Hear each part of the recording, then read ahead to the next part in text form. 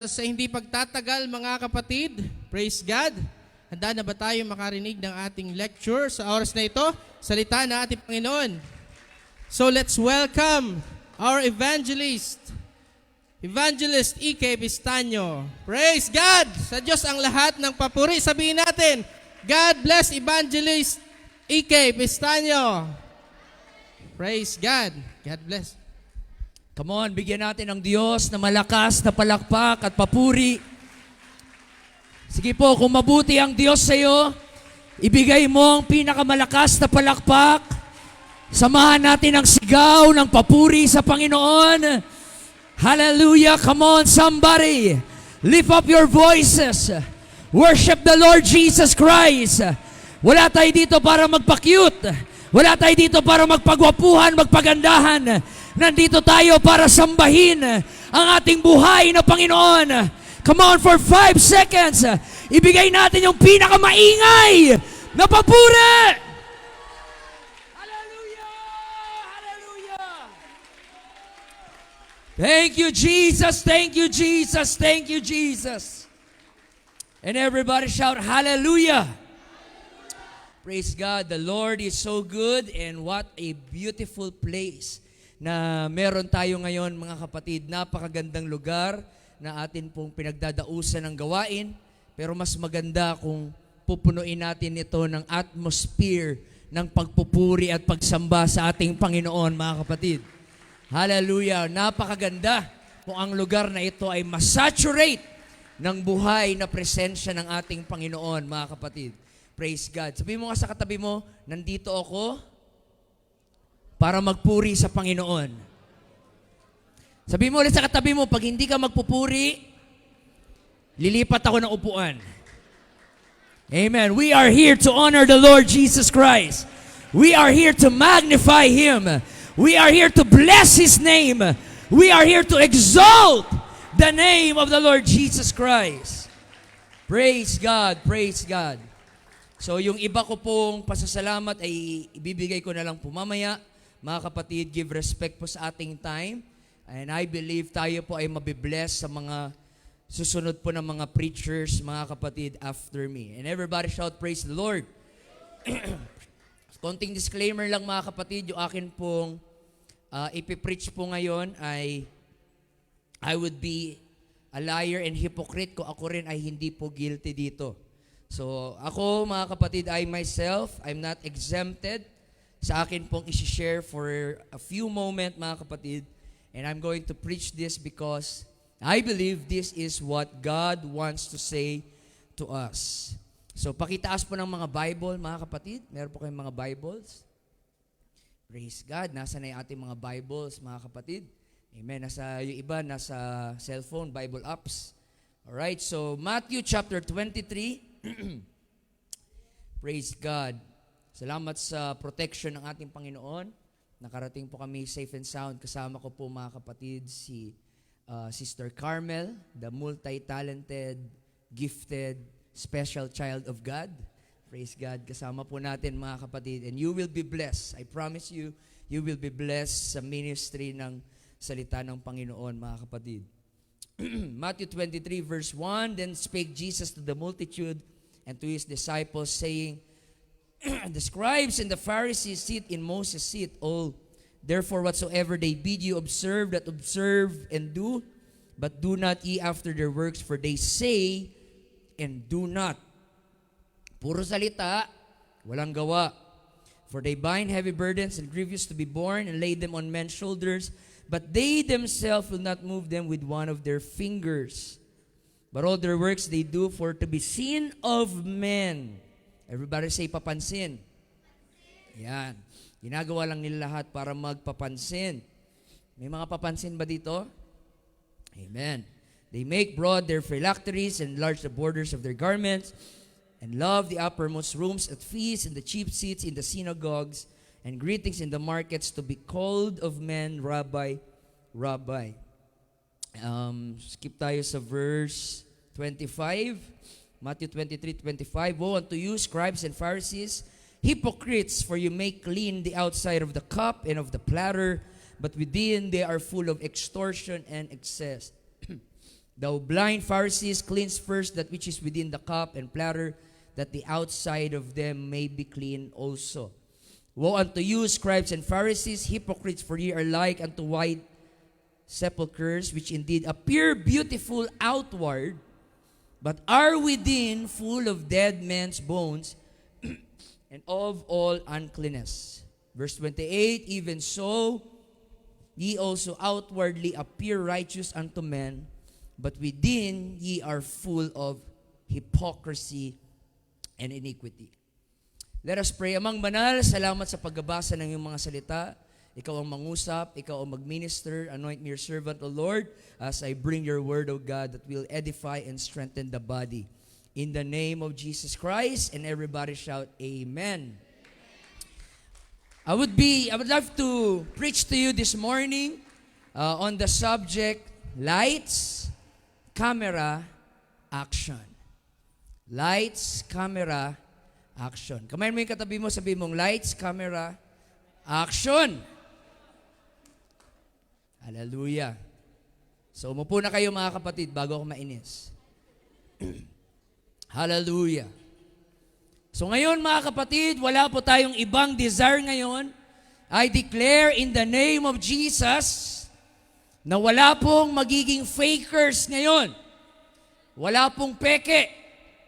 Ang ating desire ngayon ay totoong pagpupuri, totoong pagsamba, totoong pagpalakpak, totoong pagsigaw, totoong pagpanalangin, totoong pagtanggap sa Panginoon. We rebuke fakers in the name of Jesus Christ. Nung panahon po ni Jesus, mga kapatid, meron pong mga ina-admire na mga tao noon, ang tawag sa kanila ay mga Pariseo. Lahat magsabing Pharisees. Sila po inahangaan dahil po sa kanilang religious dedication, religious service, and religious zeal. Pero pagdating po kay Jesus Christ, mga kapatid, ang sabi ni Jesus Christ, huwag kayong makinig sa kanila, sumunod kayo sa sinasabi nila, pero huwag nyo silang gagayahin.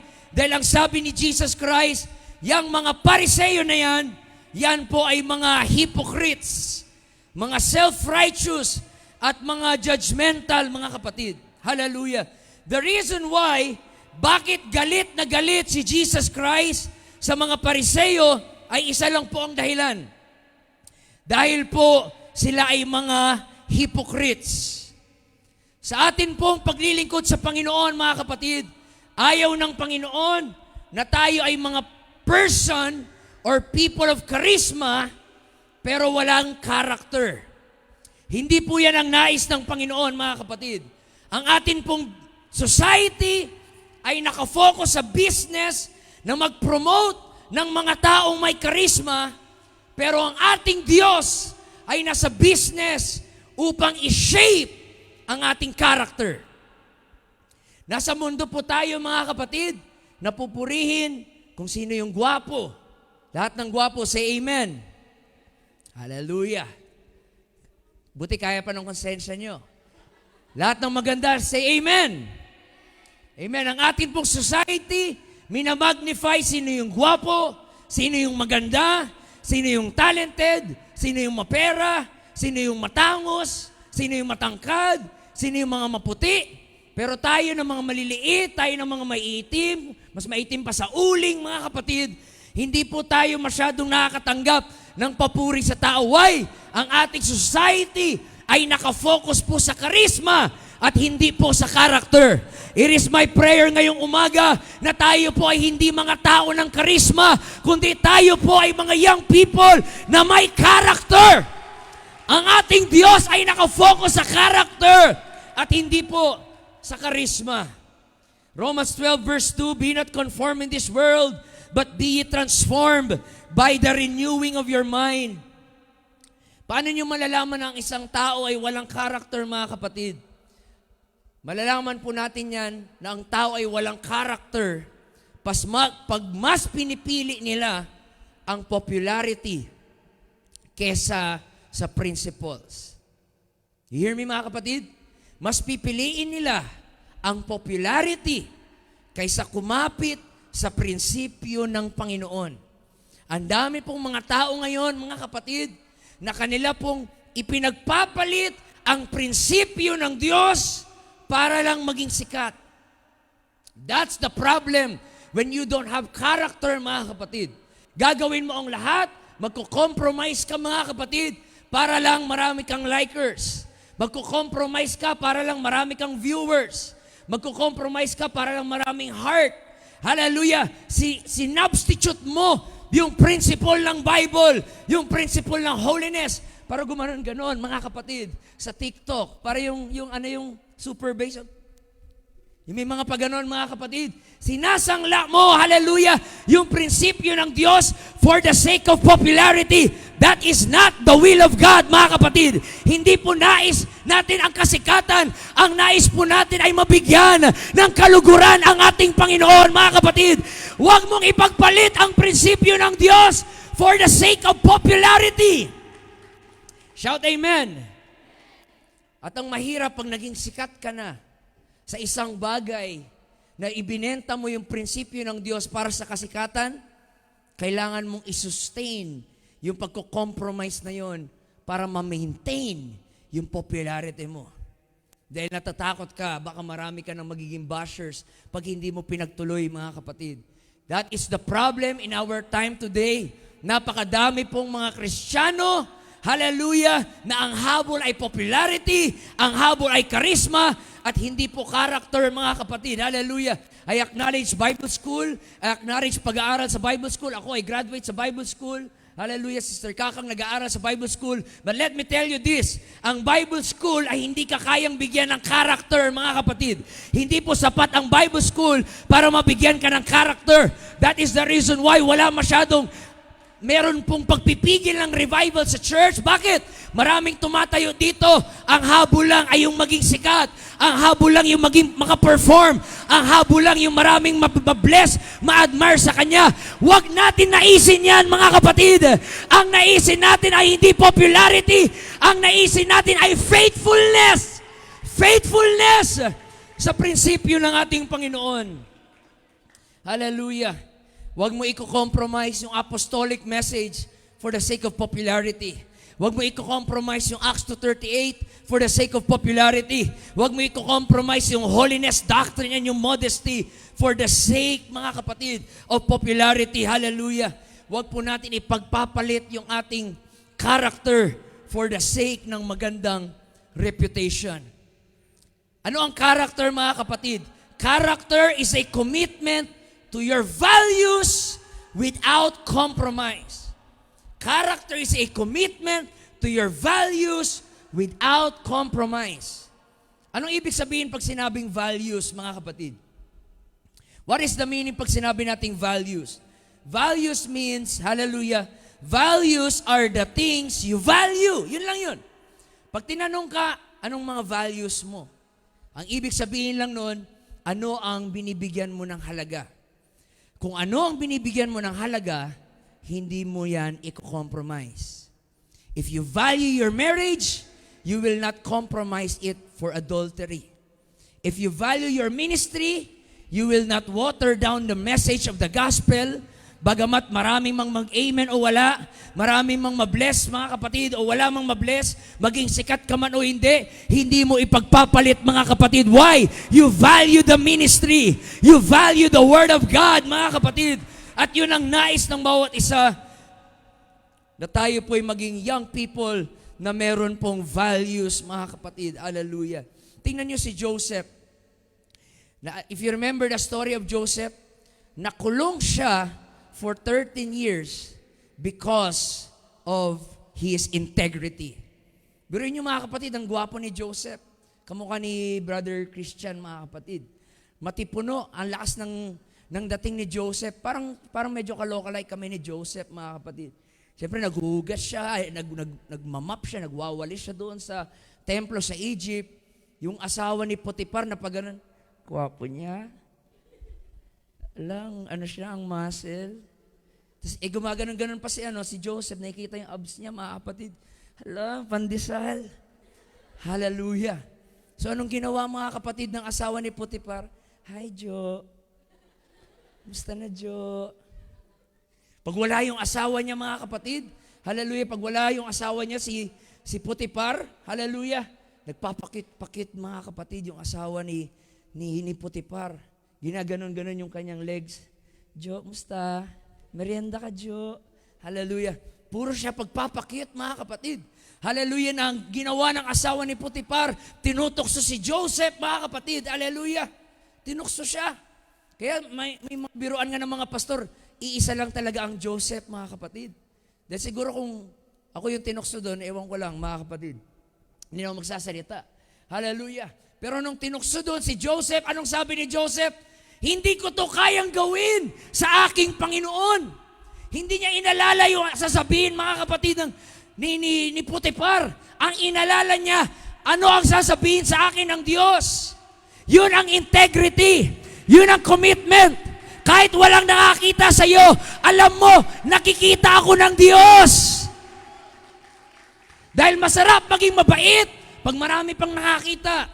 Ang sarap maging masipag pag maraming nakakita. Ang sarap mag-pray pag maraming makakita. Ang sarap mag-worship pag maraming makakita. Pero ang totoong sukatan ng ating relasyon sa Diyos ay yung mag-isa ka na lang. Ano ang ginagawa mo pag mag-isa ka na lang sa kwarto mo? Ano ang ginagawa mo pag walang ilaw, walang spotlight, wala ka sa pulpito, mga kapatid? That is a person of character. And watch, nanindigan siya sa kanyang character. At ang sabi niya, I will not do this for my God. So anong ginawa niya? Binaliktad siya ng babae. Mga babae mahilig mang baliktad, mga kapatid. Hallelujah. Hindi naman lahat, pero may mga babaeng ganun. Sila nanakit tapos parang sila yung victim, mga kapatid. Kasi siya. Hallelujah. Nainis na ako. Mga kapatid, he stood up for that integrity at binaliktad siya at sinabi pa nung asawa ni Potiphar, si Joseph, nire-rape ako. At inakusahan siya nang rape siya, mga kapatid. Anong nangyari kay Joseph? Nakulong si Joseph for 13 years. For 13 years. Why? Because he stand for his principles. He stand for his character. He stand to his integrity to God. Hear me. Minsan, pag maninindigan ka sa integridad mo, mami-misunderstand ka talaga. Minsan, pag maninindigan ka sa integridad mo, mamisinterpret ka ng tao. Pero okay lang, stay faithful to the Lord. Nakikita ng Diyos ang iyong puso. Nakikita ng Diyos ang iyong pagpapagal, mga kapatid. Hayaan mong i-bash ka ng mga yan. Stay faithful to God.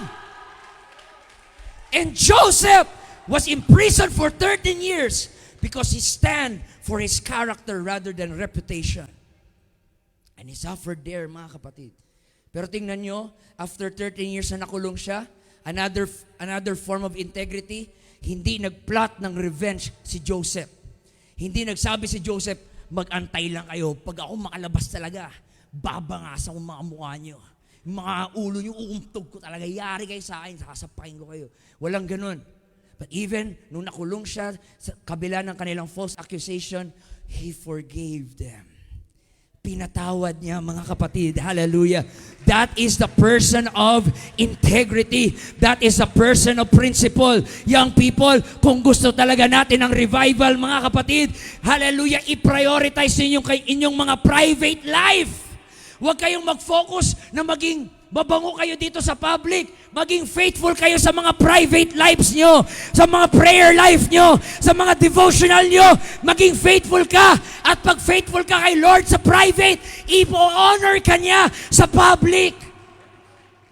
If you remain faithful.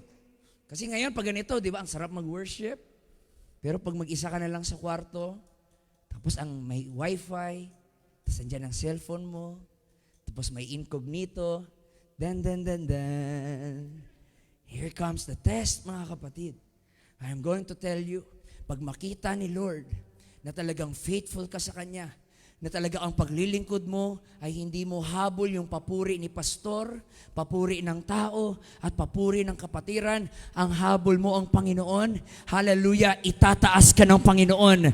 Ili-lift up ka ng Panginoon. Pero kung marami kang ginagawang kasalanan sa private life, hallelujah, mag-antay ka. Ipapahiya ka ng Panginoon sa public pag hindi ka maging faithful sa private life ng iyong buhay. Oh, hallelujah. Hanggang oras ako, pastor? 5 minutes na lang ba? Hallelujah. Now, listen to me mga kapatid. Listen to me young people. Hindi pa ako ganun kabata. Hindi na ako ganun kabata sa ministry, pero hindi na rin ako ganun katanda. Kaya makinig kayo kay Papi, okay? Makinig kay Kuya Papi. I experienced success in the ministry, but I also experienced a lot of failures in the ministry. I fail, and then I rise up. I fail, and then I rise up. I fail, and then I rise up. Ganun ang story ng buhay ko, mga kapatid. But hear me, ito ang aking ma-advise sa inyo. Mag-i-priority nyo, ang greatest investment nyo sa buhay nyo ay ang inyong character. I-prioritize nyo yan. Huwag kayo masyado mag-invest sa pimple eraser. Huwag kayo masyado mag-invest paano pumuti. Huwag kayo masyado mag-invest paano tumangos ang ilong. Huwag kayo masyado mag-invest paano maging macho mga kapatid. Hallelujah. Huwag kayo masyado mag-invest niyan. Ang pinaka-i-invest nyo ay yung character nyo. Why? Kasi kahit pa talented ka, kahit pa maganda ka, kahit pa gwapo ka, pag ang character mo ay hindi ayon sa kalooban ng Diyos, ibabagsak ka ng Diyos. At ang nakakatakot pa, pag meron kang talent, pero walang character, yung talent mo ang magpapabagsak sa'yo. Lucifer left the group. Kung gusto niyo na magaling kumanta, si Lucifer magaling kumanta. Alam niyo, pag kumanta si Lucifer, kahit solo lang siya, parang choir yung boses niya. Wow! May ganun palang boses. Pag kumanta siya, choir mga kapatid. Yung kanyang boses. Si Lucifer, gusto niyo ng gwapo? Si Absalom gwapo. Si Samson malakas mga kapatid. Si Solomon matalino. But look what happened to them! They prioritize reputation more than character. Ano nangyari? Nagkaroon ng downfall sa kanilang buhay. I'm telling you this mga kapatid. Kahit gaano ka kaganda, lahat ng magaganda, taas ang kamay. Huwag kayo mahiya mga kapatid. Sa paningin naman ng Diyos, di naman sa paningin namin. Hallelujah. Yung mga magaganda sa paningin ng Diyos, kahit gaano ka kaganda, pag ang pangit na ugali mo, pumapangit ka mga kapatid. Ikaw ang pinakapangit na tao sa church. Pag masama at mapakla yung ugali mo. Pero kung pangit ka, pero maganda yung ugali mo, pangit ka pa rin, pero mahal ka ng tao. Hallelujah. Mahal ka ng mga tao, mga kapatid. Hallelujah. Maraming tutulong sa iyo pag panahon ng pangailangan mo. Pero kahit anong gwapo mo, kahit anong ganda mo, kung hindi mo iunahin yung ugali mo, mga kapatid, ibabagsak ka ng ating Panginoon. Hallelujah. And I pray bago matapos ang gawain na ito, uuwi tayo na may character. Hallelujah. Hindi lang talent, hindi lang anointing, hindi lang galing, pero may tamang attitude. Hindi yung paggaling ko, revival, paiyak-iyak. Pero pag Monday to Friday, yung ating buhay ay taliwas sa kalooban ng Diyos. Monday to Friday, puro ganun-ganun sa TikTok, pag ganun-ganun ng puwet, mga kapatid. Hallelujah. Monday to Friday, oneness believer, pero Trinitarian sa relationship, mga kapatid. Hallelujah. Oneness believer, pero ang daming girlfriend. Oneness believer, pero ang daming fino-flirt, mga kapatid. Ang daming chinachat na kung sino-sino. Hallelujah. Hallelujah. Nalululong sa pornography, namumuhay sa immorality, namumuhay sa kasalanan. Tapos pagdating ng linggo ng umaga, anong ginagawa mo? Humihinga ka ng malalim. Lights, camera, action. Oh, hallelujah. Let's worship the Lord. You know, God is so good. Right? Our God is powerful. Amen? Our God is majestic. It was just pure acting. Every Sunday morning, nag-acting ka lang. But it's not the real you. And that is not the will of God for us, mga kapatid. Na mamumuhay tayo ng lights, camera, action. Kasi ganoon nung nag-artista kami ni Pastor Ron, right? Remember Pastor Ron, di ba? Nung nag-artista kami dati, kailangan kakalimutan namin yung character namin at magda-dive kami doon sa character na binigay sa amin. So kahit mabait kami, kung yung character mo kontrabida, kailangan mong mamuhay doon sa character na binigay sa'yo sa script. Although hindi ka ganon, mga kapatid, pero kailangan mo, na-remember ko tuloy, nasa showbiz days ako, mga kapatid. Hallelujah. You need to get out of that character. Hallelujah. And you pretend to be a Pentecostal, you're an artificial apostolic, pero ang totoo, hindi ka talaga totoong naglilingkod sa Panginoon, mga kapatid. That is not the will of God. That is not the plan of God. That is not the desire of God, mga kapatid. I rebuke in Jesus' name ang mga actors and actresses. Kundi pagdating natin ngayon, bigyan natin ang Diyos ng totoong pagsamba, ng totoong pagpupuri, at walang halong hypocrisy. Bakit? Maluloko nyo kami. Maluloko mo ako. Pero hindi mo maluloko ang Diyos. Pwede kang palakpakan ng mga tao, sabihin nakaka-bless siya. Yung mga tao, wow, nahanga kami sa iyo. Pero pagtingin mo sa langit, andun ang Panginoon. Galing mo umarte Parang totoo Kahit ma-please mo ang buong mundo, pag si Lord hindi mo na-please, you are a failure. Mas gugustuhin ko pa na galit sa akin lahat. Pero pagdating ko sa Panginoon, ang sasabihin ng Panginoon, good job. I like it. Well done, thou good and faithful servant. Hallelujah. Yun yung buhay ng marami. Meron tayong mga maskara right? Ang dami nating maskara. Maskara pang school, maskara pang bahay, maskara pang church. Hallelujah. Ito yung avatar ko sa school, nagmumura ako. Ito yung avatar ko sa church, puro worship ako. Ito yung avatar ko sa pastor ko, masunurin ako. Ito naman yung avatar ko sa magulang ko, hindi ako masunurin. Mga kapatid, tigilan na natin ang pagiging plastic.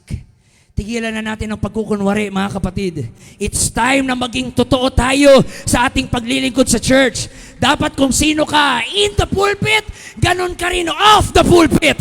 Dapat kung sino ka in the church, dapat ganun ka rin outside the church. Ganun ka rin sa school, ganun ka rin sa bahay, ganun ka rin kahit saan. Hindi ka schizophrenia Pentecostal. Hindi ka paiba-iba ng character na split, mga kapatid. May iba sa inyo, hindi na namin kilala. Sino talaga kayo? Sa church, bait ka. Sa bahay, palaaway ka. Sa school, ikaw pa nangunguna ng pambubuli doon. Sabay sa church, ang bait-bait mo, nare-revive ka. Anong klase? Tapos mamaya, iba na naman. Sino ka ba talaga? Tanayin mo ngayon katabi mo, sino ka ba talaga? Bakit ka pa iba-iba? Pag APYC, grabe kayong magpuri. Pero pag sa local church, hindi na kayo marunong magpuri, mga kapatid. Pag mga Amerikano nagpipreach, grabe ka mag-response, di mo nga naintindihan. Pero yung pastor mo nagpipreach, straight Tagalog, hindi ka makapag-response. Ano ka ba? Chameleon ka ba? Bakit ka pa iba-iba? Kung gaano ka magpuri sa APYC, dapat ganun ka pa rin sa local church. Hindi ka dapat mabago-bago. Ano ka, artista? Alam niyo anong ibig sabihin ng word na hypocrisy? Sa Greek word, ang meaning ng hypocrisy ay actors and actresses. Hallelujah. May iba sa inyo, deserve na manalo ng Oscar Award sa galing mag-acting, mga kapatid. Best actress. Hallelujah. Parang bait-bait. Hallelujah. Everybody shout integrity. Alam niyo ibig sabihin ng word na integrity? From that word, yun po nakuha yung integrate, ipagsama, to integrate as one. Ang ibig sabihin po ng integrity ay one. Oneness. Kaya ang Diyos, mga kapatid, siya po ay God with integrity dahil the Bible says, He is the same yesterday, today, and forever. Hindi nagbabago ang Diyos, mga kapatid. Kung faithful siya noon, faithful pa rin siya ngayon, mga kapatid. Kung makapangyarihan siya noon, makapangyarihan pa rin. Hallelujah, di nyo ko naririnig. Kung ang Diyos ay mapagmahal, siya pa rin ay mapagmahal hanggang ngayon. Kung ang Diyos ay banal, siya pa rin ay banal hanggang ngayon. Yung kanyang salita, yung kanyang kilos, they all integrate into one. And make sure tayo rin, mga apostolics, kung sino tayo sa church, sino tayo sa school, sino tayo sa labas, iisang tao lang nakikita nila. Walang nagbago. Why? Because you have that integrity, mga kapatid. hallelujah, you have that integrity to stand, mga kapatid, na hindi ka parang chameleon. Alam niyo yung chameleon, mga kapatid? Alam niyo yun? Yung parang toko, pero mahaba yung dila, mga kapatid. Pag ang katabi niyang puno ay green, nagiging green siya. Pag brown, nagiging brown siya. Pag anong kulay, mga kapatid, yun ang nagiging kulay niya. Hindi dapat ganun ang apostolics. Hindi dapat ganun ang Pentecostal.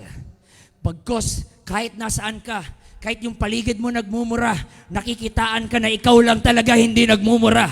Kahit yung paligid mo ay nagiinuman, ikaw lang talaga yung hindi umiinom. You are with them, but you are not of them, mga kapatid. You are separated for the holiness of God, for the glory of God. Let your light shine, that they may see your good works and glorify your Father which is in heaven. Sino dito gusto makapag-evangelize sa inyo pong mga classmates, kaibigan? Taas ang kamay.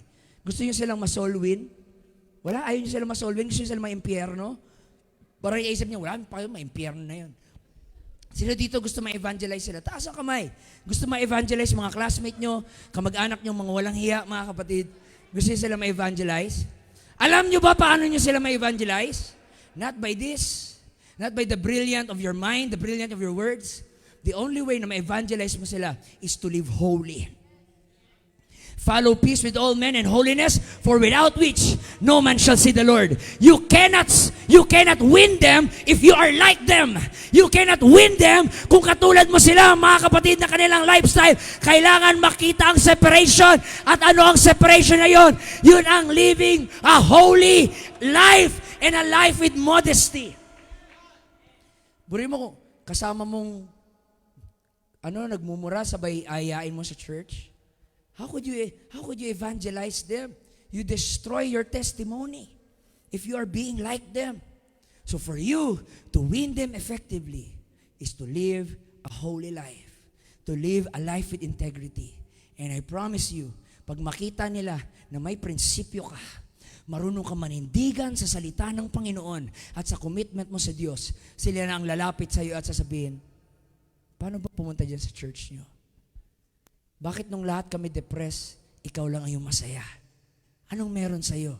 And saka mo sasabihin, because I have Jesus in my life. And I want to tell you, my brother and sister, kung mahal ako ni Jesus, mahal ka rin ni Jesus. And you can come to Jesus Christ if you put your faith in Him. Stop the lights, camera, and action. Be true. Be real in your worship. Hallelujah. Didn't the Bible says, mga kapatid, blessed is the man that walketh not in the counsel of the ungodly, nor standeth in the way of sinners, nor sitteth in the seat of the scornful. But his delight is in the law of the Lord, that he meditate day and night. That's the life that we want. Listen to me, young people. Listen. Kung meron pa rin kayong ginagawa ngayon na kinakabahan ka na mahuli at malaman, you are in a big trouble. Gusto natin mamuhay sa Panginoon with pure integrity and honesty na wala po tayong nililihim, mga kapatid. Why? Kahit gaano ka kagaling mag-preach, kahit gaano ka kagaling kumanta, pag wala kang integrity, you're turned down. So no more lights, camera, and action. Let us be real in our walk and our relationship with God. Tumayo tayong lahat, mga kapatid. Hallelujah. By this time, hinihiling ko, mga kapatid, pwede ako mag-apila sa inyo. Mamaya, habang praise and worship, pag maglilid po ng praise and worship, pwedeng bumaba tayo dito lahat mamaya, mga kapatid. At sama-sama tayong mag-worship. Hallelujah. Painitin natin ang lugar na ito ng papuri at pagsamba. Pero ngayon, habang magpupuri tayo sa Panginoon, mga kapatid, I request, pwede ba yung pagpupuri natin ngayon? Yung walang halong acting, yung walang halong pagkukunwari, yung hindi natin ginagawa para lang makita ng katabi mo o ng paligid mo, kundi ginagawa mo dahil gusto mo talagang gawin ito para sa kalooban at sa nais ng Panginoon. Itaas po natin ang ating dalawang kamay. Ipikit po natin ang ating mga mata. Hallelujah. And I ask you, can you worship God now without hypocrisy, without acting? Yung genuine worship! Come on, come on, come on! Yes, young people! Yes! Come on, alam ko may mas malakas pa kayo mabibigay dyan. Somebody! Lift up your voices! Somebody! Stop the acting! Stop being pretentious! Be real! Be real! Come on, yan ba? Yan ba ang totoong worship? Yan ba ang totoong worship? Hindi ko pa naririnig. Come on! I want everybody from the right to this left, from the back, at the front. Yes! Lift up your voices!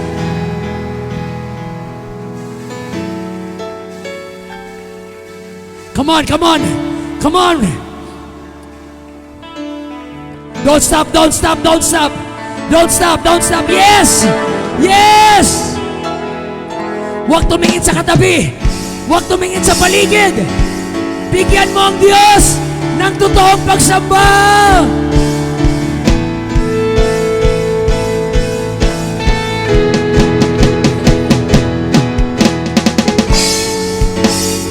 I just don't want to be hype.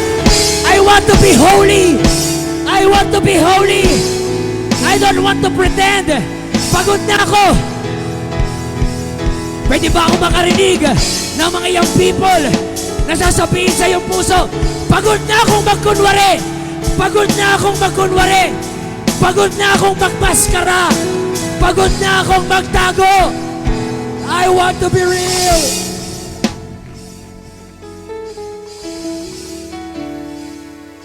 Abutin mo yung kamay sa yung katabi. Lalaki sa lalaki, babae sa babae. And I want everyone to pray in the Holy Ghost. Come on. Pray in the Spirit. Pray in the Spirit. Lord, forgive me for being a hypocrite. Forgive me for leaving a lights, camera, action. I want to be real. Come on. Wala pong masama. Wala pong masama. Sige po. Itaas mo ang iyong tinig. Purihin mo ang ating Panginoon. Pray in the Holy Ghost. Hey, yoroloba satayarala. Ikondaralaba satayadoroloho. Yes!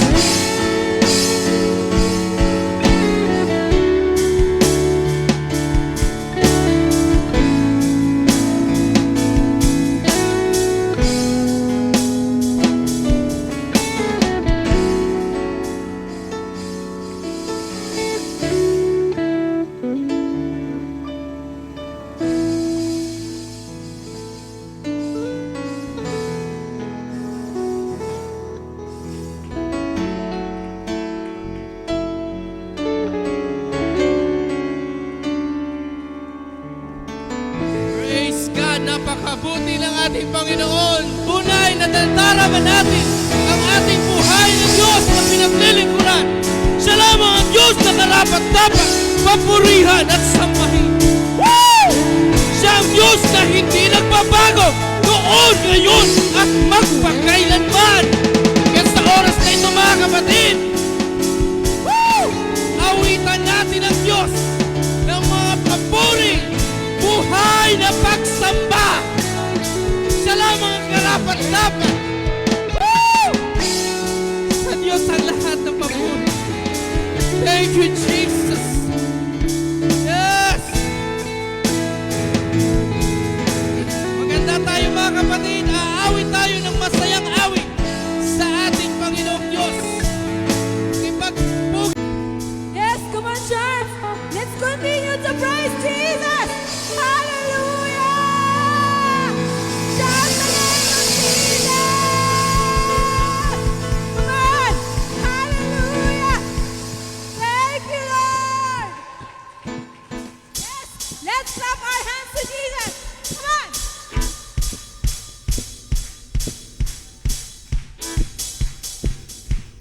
Lord.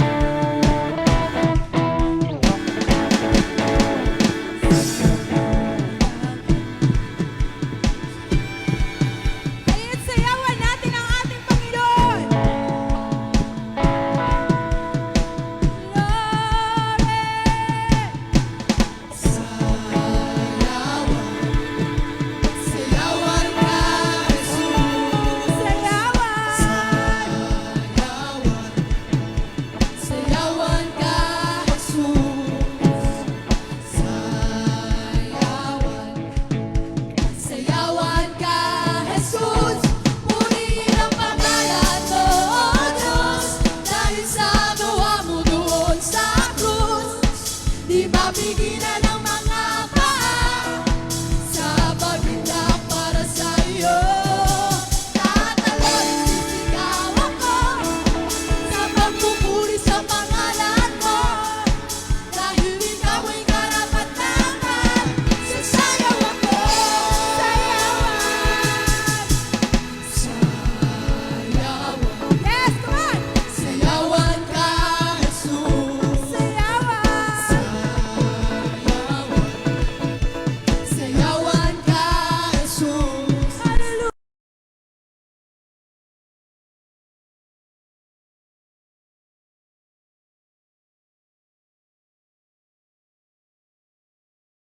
Nagawa mo doon sa krus, di mapigilan ang mga paa sa paglindak para sa'yo.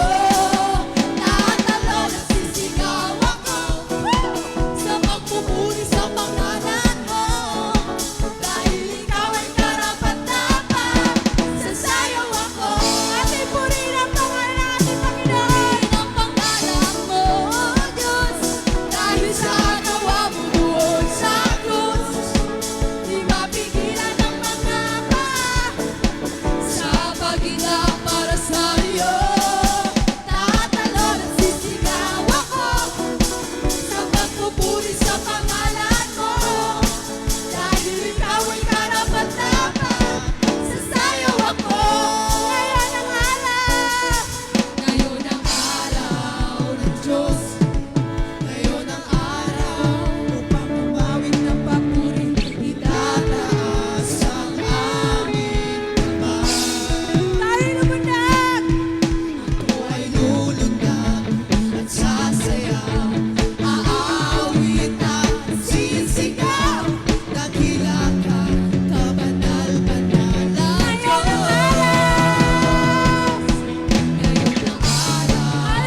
Diyos. Ngayon ang araw upang umawit ng papuri. Itataas ang aming kamay. Ako'y lulundag! Ako ay lulundag at sasayaw. Aawit at sisigaw. Dakila ka, Panginoon! Na Diyos. Papurihan, O Diyos na makapangyarihan. Luwalhati ka sa aming pagsambahan. O Diyos na hindi nagbabago, ngayon ay napagkailangan. Ika'y papurihan hanggang sa dulo ng walang hanggan. Ika'y papurihan, ika'y papurihan. Hallelujah! O Diyos na makapangyarihan, luwalhati ka sa aming pagsambahan.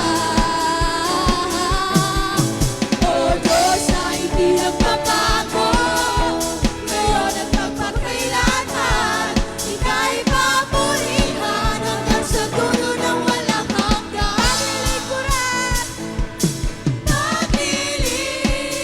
Paglilingkuran, laging hahantungan, pagpupuri at pasasalamat. Paglilingkuran, laging hahantungan, pagpupuri. Jesus, halina sambahin natin ang Panginoong Jesus, tagapagligtas ng ating buhay. Buhay na walang hanggan, kanyang inilaan sa atin upang makasama ang Diyos kailanman. Hallelujah! Upang makasama ang Diyos kailanman. Hallelujah! Thank you, Lord! Hallelujah! Praise God! Napakabuti ng ating Panginoon. Napakasarap magpuri sa ating Diyos na buhay, mga kapatid.